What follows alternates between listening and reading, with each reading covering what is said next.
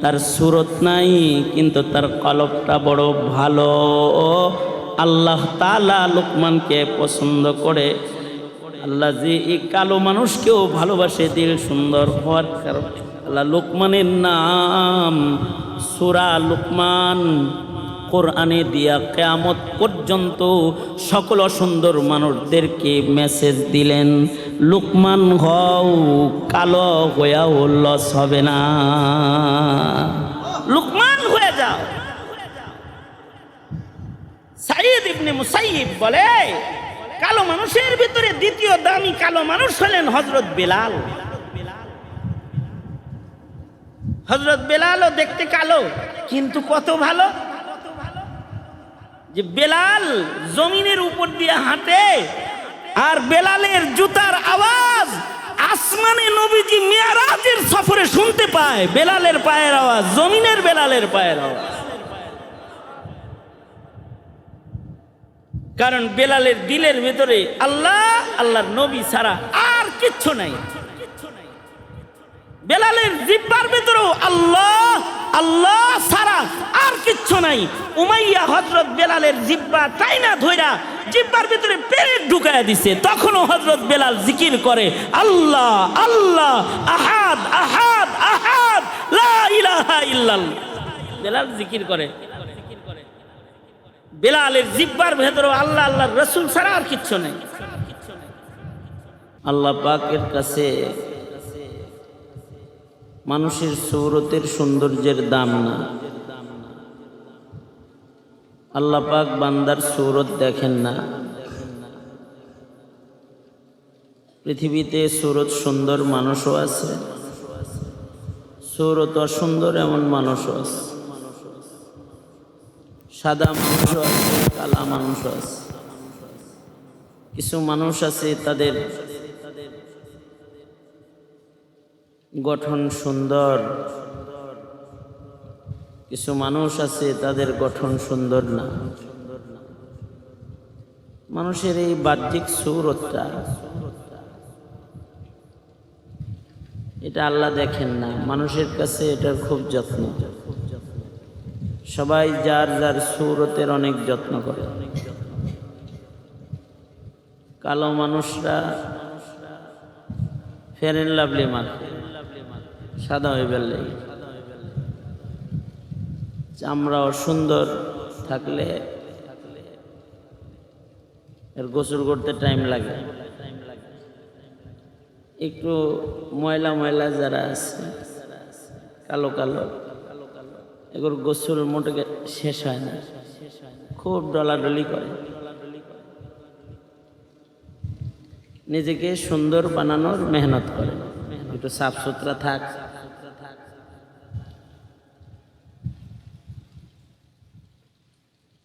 এইটার অনেক আয়োজন এখন। স্নো ক্রিম, কত প্রকার যে আছে দুনিয়াতে, হিসাব নেই।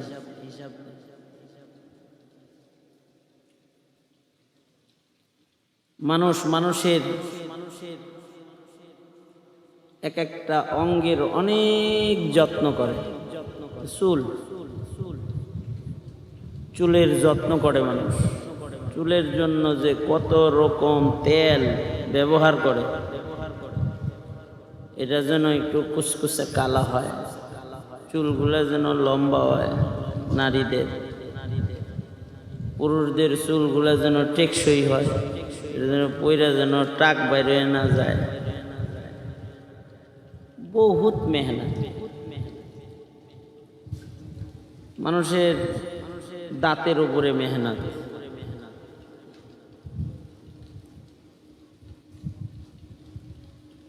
দাঁত সোজা করার মেহনত। একটা দাঁত যদি নষ্ট হয়, ডেন্টালিস্টের কাছে যায় এটাকে সুন্দর করার মেহনত ব্যাপক। তাকে যেন একটু সুন্দর দেখা যায়, অথচ এটা মানুষ দেখে, এটা আল্লাহ তাআলা দেখে না। এই কারণেই পৃথিবীতে কালো কালো মানুষেরও অনেক দাম হইছে। দেখতে কালা ছিল কিন্তু অনেক দাম, কারণ আল্লাহ তো দেখতে কে কেমন এটা দেখেনি না। ইন্নাল্লাহা লা ইয়ানজুরু ইলা সুওয়ারিকুম ওয়ালাকিন ইয়ানজুরু ইলা কুলুবিকুম ওয়া আ'মালিকুম। আল্লাহ তাআলা মানুষের সূরত দেখেনি না, আল্লাহ পাক মানুষের কলব দেখেন। সাঈদ ইবনে মুসাইয়িব রাহমাতুল্লাহি আলাইহি সাইয়্যিদুত তাবিঈন, উনি বলছেন পৃথিবীতে তিনজন কালো মানুষ আছে অনেক দামি, তার ভিতরে একজন কালো মানুষ হইলেন হযরত লুকমান আলাইহিস সালাতু ওয়াস সালাম। এদিকে দেখা, নড়াচড়া করছ। একজন কালো মানুষ হইলেন হযরত লুকমান আলাইহিস সালাতু ওয়াস সালাম।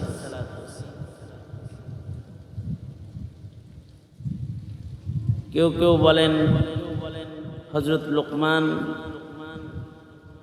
আইয়ুব আলাইহিস সালাতু ওয়াস সালামের ভাতিজা ছিলেন, কেউ বলেন হযরত আইয়ুব নবীর খালাতো ভাই ছিলেন,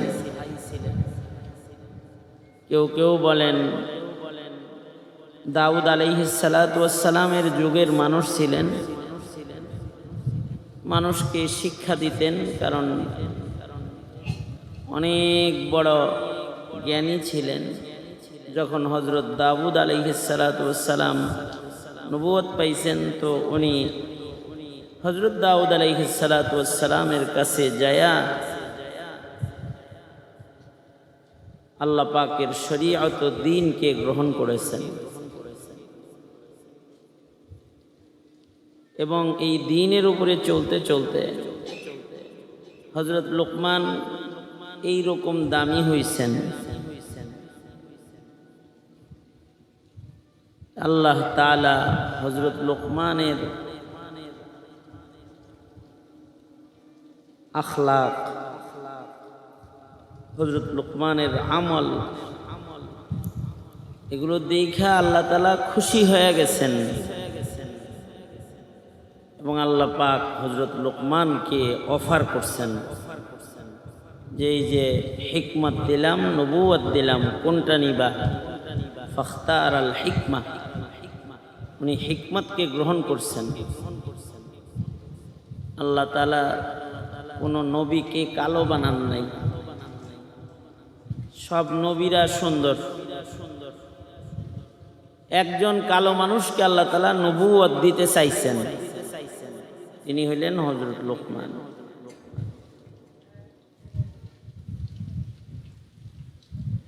নবীরা কালো না কেন?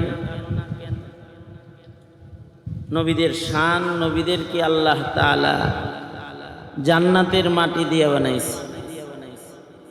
মাটি, কিন্তু মাটিটা জান্নাতের মাটি।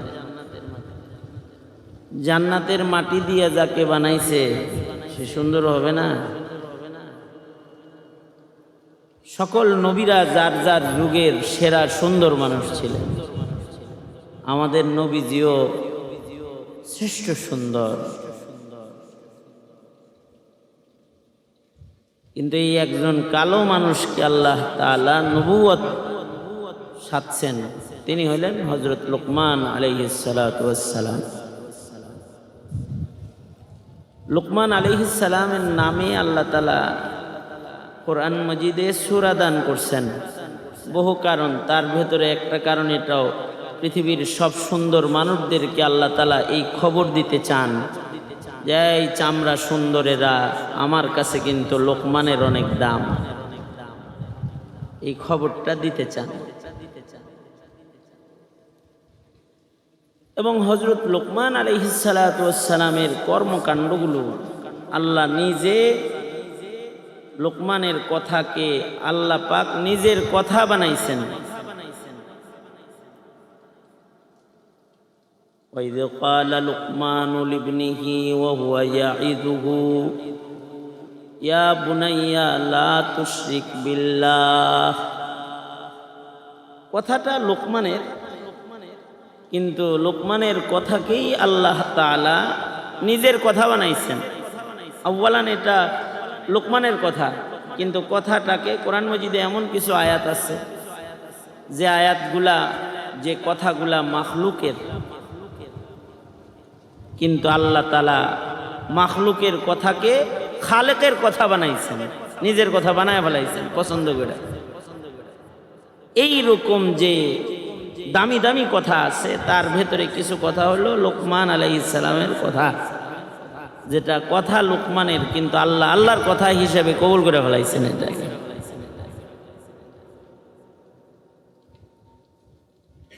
হযরত লোকমান আলাইহিস সালাতু ওয়াস সালাম আদর্শ পিতা ছিলেন। সূরা লোকমান দিয়ে আল্লাহ তাআলা আদর্শ পিতা চিনাইছেন, যে বাপ যদি আদর্শ বাপ হইতে চাও তো সন্তানকে আকীদা শিখাও, খেদমতে খালক শিখাও, ইবাদত শিখাও, তার ঈমান শিখাও, তার আখলাক শিখাও। যেই বাপেরা নিজের সন্তানদেরকে ঈমান শিখায়, ইবাদত শিখায়, আখলাক শিখায়, এই বাপগুলা লোকমানের মতো আল্লাহর কাছে দামি। কিন্তু এই রকম বাপেরও অভাব, যে বাপ নিজের সন্তানকে ঈমান শিখাবে, ইবাদত শিখাবে, আখলাক শিখাবে, বাপও খুঁজে পাওয়া যায়। কবে যেন পত্রিকায় একটা কার্টুন দিছে, বাবার কাছে ছেলেদের আবদার, বাবার কাছে ছেলেদের আবদার।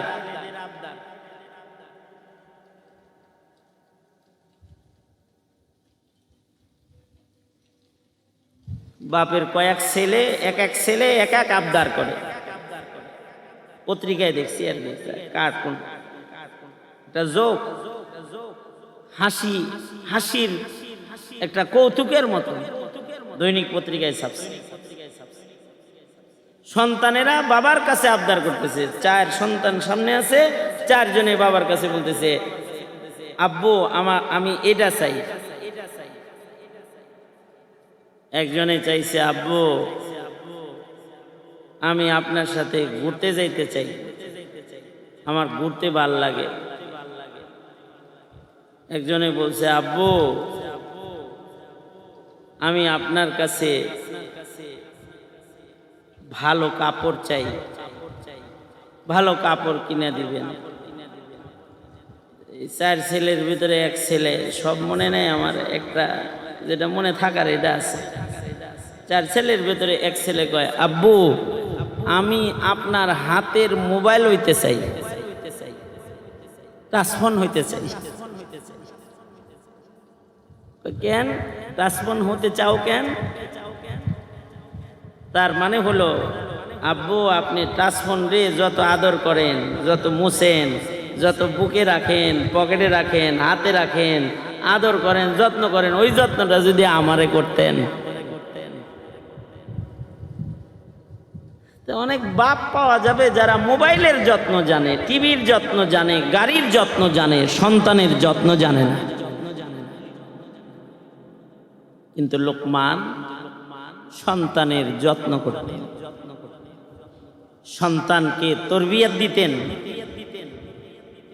আদর্শ পিতা হিসাবে লোকমান আল্লাহর পছন্দ, তাই ওনার নামে সূরা দিয়া ওনার পৈতৃক জীবনের আদর্শকে কিয়ামত পর্যন্ত সন্তানদের বাপদের কাছে পেশ করছে।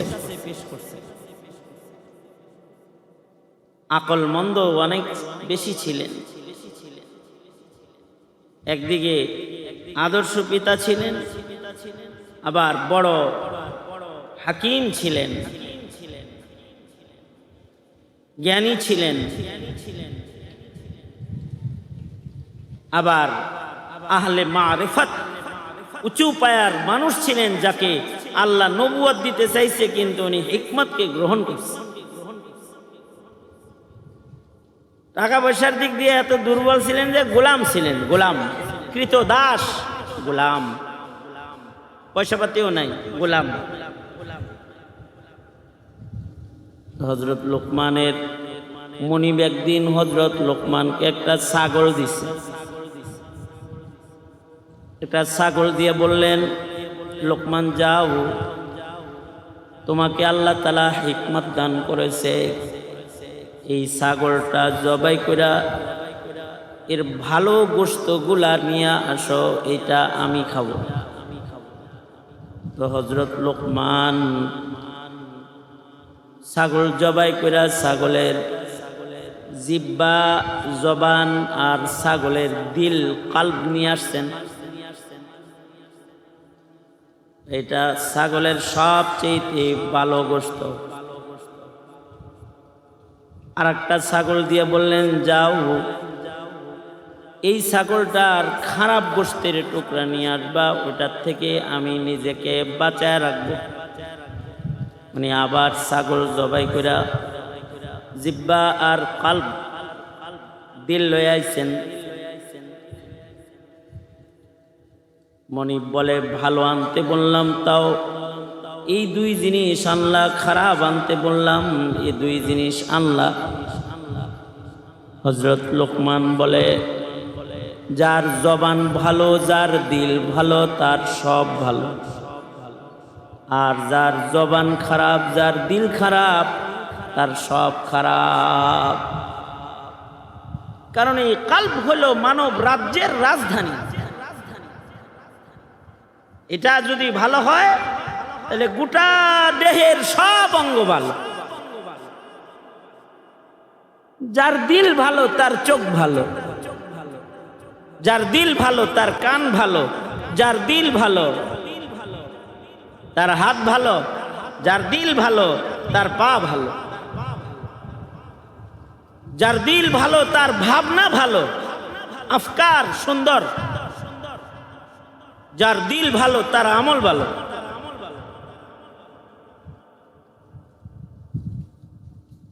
দিল যদি খারাপ হয়, অনেক বড় শিক্ষিত বড় আলেমও গুমরা হয়ে যায় দিল খারাপ হইলে। দিল, কাল্ব,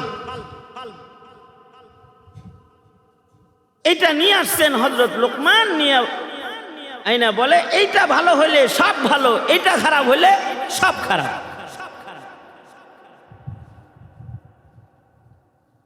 আর জবানের সাথে, জিহ্বার সাথে দিলের একটা সম্পর্ক আছে।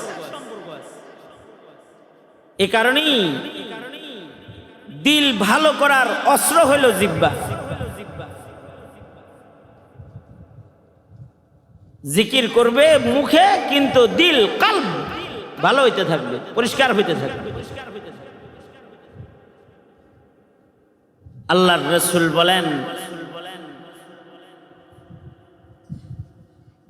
সাকালাতুল কুলুব যিকরুল্লাহ,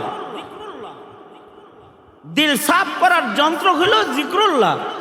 কেউ জিকির করবে তো তার দিল পরিষ্কার হয়ে যাবে, দিল সাফ হয়ে যাবে। এই জন্য আল্লাহওয়ালাদের কাছে গেলে আল্লাহওয়ালারা বলে, জিকির করো, জিকির করো, সকাল সন্ধ্যা আল্লাহর নামের জিকির করো। যত বেশি জিকির করবে, জবানে আল্লাহর নাম এটা যত বেশি আনবে, তো দিলের ভেতরে আল্লাহ তত বেশি বসবে। লিকুল্লি শাইইন সিকালাতুন ওয়া সিকালাতুল কুলুবি যিকরুল্লাহ। এজন্য জবানের ব্যবহার অনেক চিন্তা ভাবনা কইরা নবীজি করতে বলছেন। এই আল্লাহর রাসূল বলে, চুপ করে থাইকো, মুখটারে আটকায়া জিহ্বাটারে ফ্রিজে ঢুকায় রাখো, তো এটা ভালো থাকবে। মুখ যত খুলবে জিহ্বায় তত নাপাক লাগার চান্স আছে। আর মুখ যত কম চালাবে তত জিহ্বাটা ভালো থাকবে, জবান ভালো থাকবে। এ কারণে আল্লাহর রাসূল বলেছেন, মান সামাতা নাজা, মান সাকাতা নাজা। যে চুপ রয় সে নাজাত পায়। কথা কম বলা, বেশি কথা বললে মুখ দিয়া বাজে কথা বাইর হয়। কথা কম বলা চাই, আর যদি বলতেই হয় তো চিন্তা ভাবনা করে ভালো কথা বলা চাই, যে কথার ভেতরে খুশবু আছে, যে কথার ভেতরে শক্তি আছে, যে কথার ভেতরে পাওয়ার আছে। আল্লাহু আকবার। কিছু কথা আছে এগুলোর পাওয়ার আছে।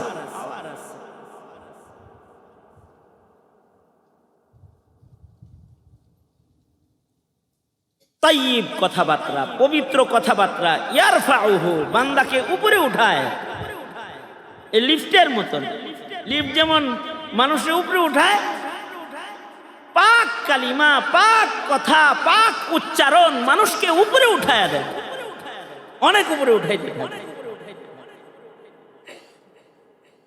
এই কারণে সবচেয়ে দামি কথা হলো আল্লাহর নাম। আল্লাহ আল্লাহ আল্লাহ আল্লাহ, লা ইলাহা ইল্লাল্লাহ, লা ইলাহা ইল্লাল্লাহ, লা ইলাহা ইল্লাল্লাহ। জবানে আল্লাহ পাকের নাম নিতে দিল ভরা দরদ নিয়ে নেওয়া চাই। যদি কেউ দিল ভরা দরদ নিয়ে আল্লাহর নাম লয়, তাহলে এর চাইতে মজার আর কোন জিনিস আসমান আর জমিনের মাঝখানে আর নাই। খানার স্বাদ, পানীয়র স্বাদ আছে, এর চাইতে আরো আজব স্বাদ হইল জিকরুল্লাহর স্বাদ। জিকরুল্লাহর ভেতরে একটা হালাওয়াত, মিষ্টতা, মজা, লজ্জাত আছে, যেটা অনেক মজার জিনিস। এইটার মজা যারা একবার পায়, তারা জিকির ছাড়া তাদের আর কিছু ভালোই লাগে না। হাফিজি হুজুর ঘুমায় থাকলেও জিকির করছে, ঘুমে ছিল তাও জবান জিকির করছে। दिल की गहराई से उनका नाम जब लेता हूँ मैं, दिल की गहराई से उनका नाम जब लेता हूँ मैं, चूमती है मेरे कदमों को बहारे कायनात। যারা জাকির হয়ে যায়, জিকির করতে পারে ভালো, তো কায়নাতের সব সৌন্দর্য, মজা সব তার কদমে পড়ে যায়। জাকির, জিকির, জাকির পার্টি না, জাকির পার্টি না, জিকির করনে ওয়ালা জবানের মালিক হয়। যাদের জবানে জিকির বেশি, তাদের জবান পবিত্র বেশি। যার জিহ্বা ভালো, তার দিল ভালো, যার দিল ভালো, তার সব ভালো, তার সব অঙ্গ প্রত্যঙ্গ ভালো। এ কারণে আল্লাহ তাআলা মানুষের দিলটাই চায়া চায়া দেখে, দেখি ওর দিলে কে আছে। এই কারণেই সরওয়ারে দু আলম মুহাম্মদুর রাসূলুল্লাহ সাল্লাল্লাহু আলাইহি ওয়াসাল্লাম যেদিন ইন্তেকাল করলেন, হযরত বেলাল নবীজির দাফনের পরে, জানাজার পরে হযরত বেলাল হিজরত করে দামেস্কে চলে গেলেন। রইলেন না। কেন রইলেন না? এই মসজিদে নামাজ পড়লে নবীরে খুঁজতে মনে চাবে, নবীর কথা স্মরণ হবে, আমি সইতে পারবো না। যেই আজানের পরে নবীজি আর কোনোদিন ইমামতি করতে আসবে না, ওই আজান আমি আর দেব না। গাঠি গুঠি রেডি কইরা হযরত আবু বকরকে যায় বলে, খলিফাতুল মুসলিমিন বেলাল মদিনাতুল মুনাওয়ারা থেকে হিজরত করে চলে যাওয়ার ইজাজত চায়। বেলাল হিজরতের গাঠি মাথায় নিয়ে দাঁড়িয়ে আছে, ইজাজত দেন, চলে যাই। আজানও দিতে পারবো না, এই মদিনায় হাঁটতেও পারবো না, যে মদিনায় হাঁটলে রাসূল দেখা যাবে না, অমন মদিনায় হেঁটে আমি সইতে পারবো না। হিজরত করে গেছে, 6 মাস হয়ে গেছে। 6 মাস পরে আল্লাহর রাসূল স্বপ্ন যোগে বেলালকে ডাকতেছে, বেলাল আজানও দেস না, আমার কবরের পারেও একটু দাঁড়াস না, কত সাহাবী আমার কবর জিয়ারত করে, তুই আমার কবরের পারেও দাঁড়াস না, আসস না, কাছে আয়। হযরত বেলাল আবার পায়ে হাইটা সুদূর মদিনাতুল মুনাওয়ারা। কলব সাফ করার যে সকল তরিকা আছে, ওই তরিকার ভেতরে একটা তরিকা হলো আহলুল্লাহদের সোহবত গ্রহণ করা। যেমন এই তালবে ইলমের জামাত, উলামায়ে কেরামের জামাত, এরা সব আল্লাহওয়ালা, আমি তাদের সোহবত নিতে আসছি আজকে, যেন তাদের সান্নিধ্যে আমার কলবের ময়লা দূর হয়। নেক সান্নিধ্য গ্রহণ করা, বেশি বেশি জিকির করা, বেশি বেশি কোরআনে কারীমের তিলাওয়াত করা, বেশি বেশি সেজদা দেওয়া, নামাজ পড়া। যারা জিকির করবে, নামাজ পড়বে, তাদের দিল আল্লাহ সাফ করে দিবে। ওয়াযাকারা ইসমা রাব্বিহি ফাসাল্লা। সুতরাং আমাদের সকলের কলব ভালো করা দরকার, ঠিক কিনা?